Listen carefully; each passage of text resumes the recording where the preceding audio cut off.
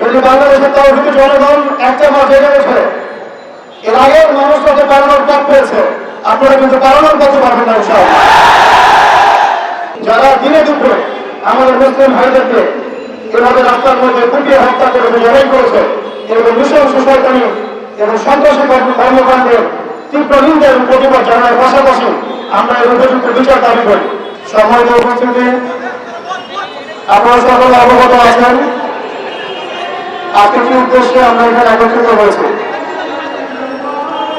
আমরা কখনোই বাংলাদেশের সাম্প্রদায়িক সম্প্রীতির বিরুদ্ধে নই, কিন্তু বাংলাদেশের 90% মুসলিম রাষ্ট্রের মধ্যে যখন দিনে দুপুরে আমাদের একজন মুসলিম ভাইকে কুপিয়ে জবাই করে হত্যা করা হবে, তখন আমরা পশ্চিমকালেও চুপ করে বসে থাকবো না।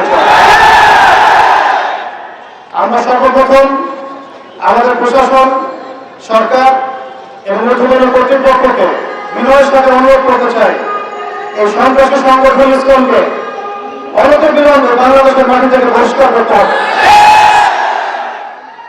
এই জঙ্গি জুজুর ভয় খেলা অনেক হয়েছে, বাংলাদেশের মুসলিম শান্তিকামী মুসলিম, কিন্তু এমন কোন পদক্ষেপ আপনারা নিতে যাবেন না বা ভুল করবেন না যাতে বাংলার তাওহীদ জনগণ আবারও জেগে ওঠে।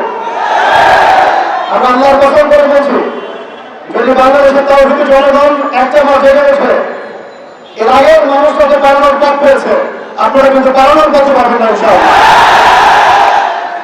আমরা উভয়টার পথ বেছে নেব না, আমরা শান্তির পথ বেছে নেব ঠিকই, আমরা ধৈর্য ধরবো ঠিকই, কিন্তু আর কতজন ভাই মারা গেলে আমাদের হুঁশ ফিরবে? আর কতজন ভাই মারা গেলে আমাদের হুঁশ ফিরবে? আমরা আমাদের ঊর্ধ্বতন কর্তৃপক্ষদের বিনয়ের সাথে অনুরোধ করব, যারা দিনে দুপুরে আমাদের মুসলিম ভাইদেরকে এভাবে রাস্তার মধ্যে কুপিয়ে হত্যা করে জবাই করেছে, এরকম নৃশংস শয়তানি এবং সন্ত্রাসী কর্মকাণ্ডের তীব্র নিন্দা এবং প্রতিবাদ জানার পাশাপাশি আমরা এর উপযুক্ত বিচার দাবি করি।